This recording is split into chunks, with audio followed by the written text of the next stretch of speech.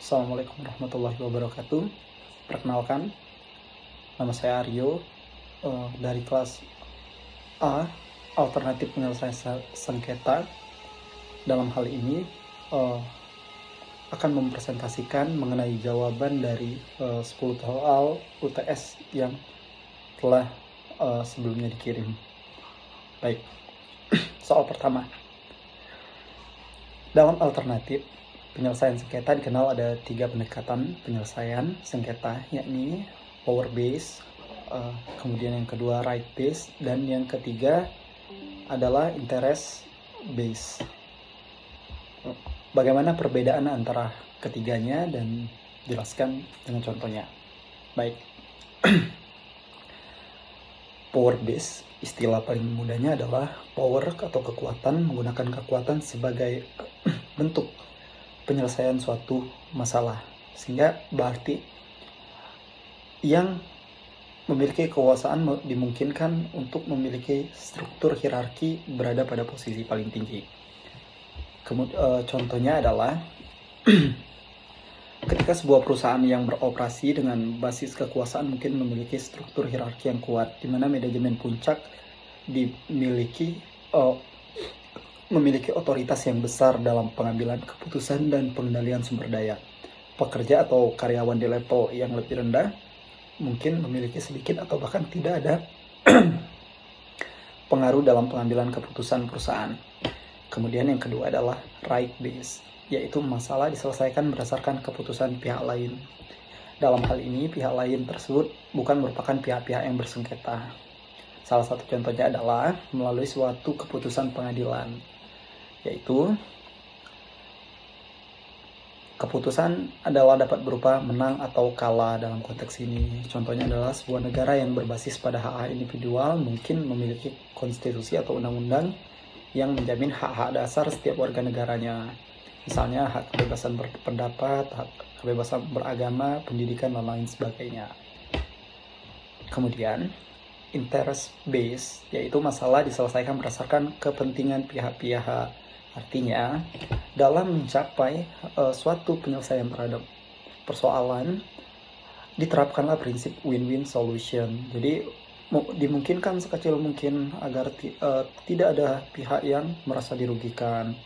Contohnya dalam konteks penyelesaian konflik dengan pendekatan yang berbasis negosiasi, mediasi, dan lain sebagainya. Kemudian soal nomor 2. Secara yuridis, penyelesaian sengketa dapat dilakukan secara adjudikasi dan non-adjudikasi. Apa yang dimaksud dengan keduanya? Dan jelaskan menggunakan perbedaannya menggunakan contoh. Baik. Adjudikasi dan non-adjudikasi memiliki pengertian yuridis yang saya sudah rinci poin-poinnya menurut pendapat saya. Yang pertama, adjudikasi merupakan penyelesaian sengketa atau perselisihan melalui proses pengadilan atau lembaga pengadilan. Dalam proses adjudikasi, para pihak yang terlibat menyajikan argumen dan bukti mereka kepada hakim atau panel hakim. Keputusan yang dihasilkan oleh pengadilan bersifat mengikat terhadap para pihak yang terlibat. Kemudian, terkait non-adjudikasi, mencakup berbagai metode alternatif dalam penyelesaian sengketa yang berada di luar pengadilan. Nah, ini termasuk mediasi, konsiliasi, maupun arbitrase. Dalam konteks non-adjudikasi ini, para pihak yang terlibat berusaha mencapai kesepakatan atau solusi yang memuaskan tanpa melalui proses pengadilan formal. Keputusan yang dicapai melalui non-adjudikasi seringkali merupakan hasil dari negosiasi atau mediasi dan bisa saja tidak selalu bersifat mengikat secara hukum. Baik, kemudian soal nomor 3. Penyelesaian sengketa secara non-adjudikasi dapat dilakukan melalui konsultasi, negosiasi, mediasi, dan konsiliasi. Apa yang dimaksud dengan melalui konsiliasi tersebut dan bagaimana perbedaannya dengan ketiganya?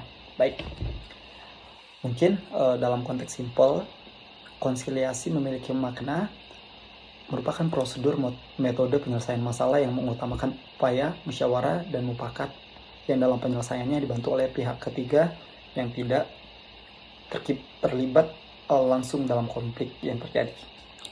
Yang membedakannya adalah konsiliasi, konsultasi, negosiasi, dan mediasi adalah proses-proses yang berbeda dalam penyelesaian konflik atau pencapaian kesepakatan. Konsiliasi dan mediasi melibatkan pihak ketiga yang netral dalam membantu pihak-pihak yang terlibat menemukan solusi. Sedangkan konsultasi di sisi lain merupakan proses meminta saran atau masukan dari pihak lain sebelum mengambil keputusan. Sedangkan negosiasi merupakan metode pendekatan dalam mendapatkan suatu kepentingan. Kemudian, contoh saja, pertimbangkan situasi di mana dua departemen di sebuah perusahaan memiliki konflik terkait alokasi sumber daya. Departemen A misalnya merasa bahwa tidak mendapatkan cukup anggaran untuk sumber daya yang dibutuhkan. Sementara Departemen B merasa bahwa alokasi yang diberikan kepada mereka sudah adil dan tidak ingin mengorbankan keberlangsungan proyek-proyek mereka. Disinilah peran konsiliator, bahwa mereka harus mendapatkan komposisi yang paling sesuai dengan keinginan para pihak tanpa harus mengorbankan kepentingan masing-masing dari pihak tersebut. Kemudian, yang keempat, kompetensi arbitrase sebagai salah satu bentuk alternatif penyelesaian sengketa menurut pasal 5 Undang-Undang Nomor 30 Tahun 1999. Baik. Di sini mengatakan bahwa hanya sengketa di bidang perdagangan dan mengenai hak yang menurut hukum dan peraturan perundang-undangan dikuasai sepenuhnya oleh pihak yang bersengketa dan tidak dapat diselesaikan melalui arbitrase adalah sengketa yang menurut peraturan perundang-undangan tidak dapat diadakan perdamaian. Baiklah. Dalam konteks ini saya akan menjelaskan bahwa berdasarkan dasar hukum di atas pasal 5 ayat 1 dan ayat 2 Undang-Undang Nomor 30 Tahun 1999 bahwa kompetensi arbitrase merujuk pada kewenangan atau wewenang yang dimiliki oleh seorang arbitrator atau panel arbitrator dalam mengadili dan memutus sebuah sengketa yang diajukan kepadanya. Ini mencakup dua aspek utama. Yang pertama adalah kompetensi jurisdiksi. Ini merujuk pada keputusan arbitrator untuk menentukan apakah mereka memiliki kewenangan untuk mengadili sengketa yang diajukan kepada mereka atau tidak. Kemudian kompetensi substansial. Ini mencakup kemampuan arbitrator untuk memahami dan memutuskan masalah substansial yang diajukan dalam sengketa. Arbitrator harus memiliki pengetahuan dan keterampilan cukup relevan terkait sengketa yang terjadi. Contohnya adalah ada beberapa jenis perkara yang mungkin sulit atau bahkan tidak mungkin untuk didamaikan oleh arbitrase. Misalnya saja, perselisihan yang melibatkan isu publik. Kasus-kasus yang telah melibatkan publik secara luas cukup sulit untuk diselesaikan melalui arbitrase. Contoh saja misalnya pencemaran lingkungan atau hak asasi manusia, perubahan iklim, dan lain sebagainya. Kemudian soal nomor 5. Berdasarkan pasal 5 Undang-Undang Nomor 30 Tahun 1999 tersebut, apakah sengketa perceraian dapat diselesaikan melalui arbitrase dan berikan dasar hukumnya? Baik. Maka ketika berbicara mengenai apakah perceraian dapat diselesaikan melalui arbitrase atau tidak, kembali lagi ke pasal 5, bahwa dalam pasal 5 Undang-Undang Nomor 30 Tahun 1999 berbunyi, hanya sengketa di bidang perdagangan dan mengenai hak yang menurut hukum dan peraturan perundang-undangan dikuasai sepenuhnya oleh pihak yang bersengketa. Dalam pasal 5 ayat 2-nya, sengketa yang tidak dapat diselesaikan melalui arbitrase adalah sengketa yang menurut peraturan perundang-undangan tidak dapat diadakan perdamaian. Menurut saya ini sudah relevan sebagai dasar hukum untuk mengungkapkan mengapa sebenarnya kasus perceraian tidak dapat diselesaikan melalui arbitrase. Mungkin jika ada penyesuaian terkait perceraian tersebut, maka terdapat pembagian harta gono gini dan lain sebagainya mungkin saja dapat diselesaikan telah masuk pada ranah perdagangan dan mengenai hak dan lain sebagainya. Kemudian soal nomor 6, menurut Martin Hunter ada 4 alasan penting maka para pihak lebih memilih arbitrase dalam menyelesaikan on the main issue. Yang pertama adalah dalam menyelesaikan berbagai sengketa. Yang pertama adalah focusing on the main issue. Ini berarti bahwa proses penyelesaian sengketa difokuskan pada inti dari permasalahan yang menyebabkan konflik antara pihak-pihak yang berselisih. Kemudian, contohnya bayangkan ada perselisihan antara dua perusahaan terkait dengan pelanggaran kontrak. Dalam proses arbitrase, fokusnya pada pokok masalah, akan berarti mengidentifikasi dan mempertimbangkan isu-isu utama yang menjadi sumber konflik. Kemudian, fleksibilitas merujuk pada kemampuan untuk menyesuaikan atau beradaptasi dengan berbagai situasi, perubahan atau persyaratan tanpa mengorbankan tujuan atau prinsip utama. Jadi apapun yang nantinya berjalan selama arbitrase, yang dituju adalah tetap prinsip utama adalah persyaratan tanpa mengorbankan tujuan masing-masing pihak, win-win solution.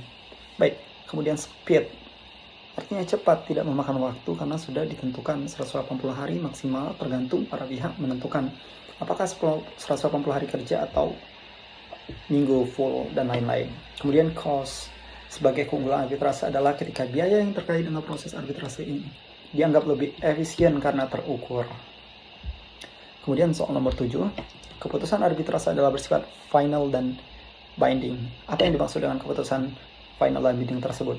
Baik. Artinya, putusan langsung memperoleh kekuatan hukum tetap sejak diucapkan akibat hukumnya secara umum. Tidak lagi ada upaya hukum yang dapat ditempuh terhadap putusan tersebut. Ada banyak contohnya di persoalan-persoalan arbitrase, baik nasional maupun internasional, yang tidak dapat saya sebutkan. Kemudian soal nomor 8,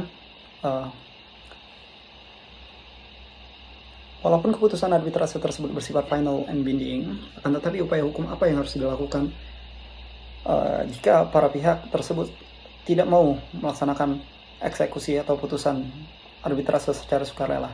Baik, saya akan menjawab pertanyaan ini dengan dasar hukum pasal 60 Undang-Undang nomor 30 tahun 1999, bahwa keputusan arbitrase bersifat final dan mempunyai kekuatan hukum tetap dan mengikat para pihak. Maka dilanjutkan pada pasal berikutnya, itu pasal 61. Dalam hal para pihak tidak melaksanakan putusan arbitrase secara sukarela, putusan dilaksanakan berdasarkan perintah Ketua Pengadilan Negeri atas permohonan salah satu pihak yang bersengketa. Ya.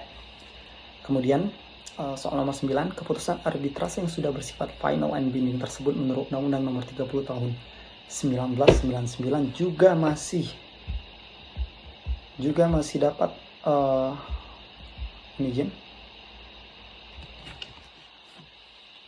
ditentukan oleh peraturan perundang-undangan. Jelasnya syarat-syarat yang dapat membatalkan suatu keputusan arbitrase. Baik, berdasarkan pasal, saya akan menjawab pertanyaan ini berdasarkan pasal 62. Dalam ayat 1, perintah sebagaimana dimaksud dalam pasal 61 diberikan dalam waktu paling lama 30 hari untuk menjalankan eksekusi yang didaftarkan ke Paniteraan Pengadilan Negeri. Kemudian ayat 2-nya, Ketua Pengadilan Negeri sebagaimana dimaksud dalam ayat 1 sebelum memberikan perintah pelaksana, memeriksa terlebih dahulu apakah putusan arbitrase memenuhi ketentuan pasal 4 dan 5, kesusilaan maupun ketertiban umum. Kemudian dalam ayat 3-nya, dalam hal putusan arbitrase tidak memenuhi ketentuan sebagaimana dimaksud dalam ayat 2, Ketua Pengadilan Negeri berhak menolak permohonan pelaksanaan eksekusi. Artinya, keputusan arbitrase yang bersifat final and binding tersebut dalam hal eksekusinya pun dapat ditolak dan dibatalkan. Baik.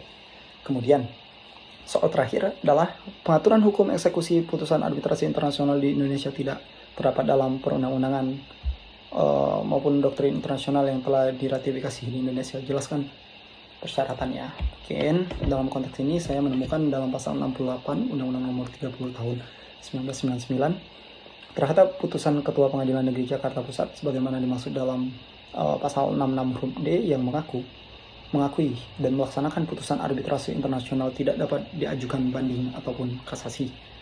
Terhadap putusan Ketua Pengadilan Negeri Jakarta Pusat sebagaimana dimaksud dalam pasal 66 huruf T yang menolak untuk mengakui dan melaksanakan suatu putusan arbitrase internasional dapat diajukan kasasi. Mahkamah Agung mempertimbangkan serta memutuskan setiap pengajuan kasasi sebagaimana yang dimaksud dalam ayat 2 dalam jangka waktu paling lama 90 hari setelah permohonan kasasi tersebut diterima oleh MA. Terhadap putusan Mahkamah Agung sebagaimana yang dimaksud dalam pasal 66 tidak dapat diajukan lagi perlawanan. Demikian, terima kasih saya ucapkan. Wassalamualaikum warahmatullahi wabarakatuh.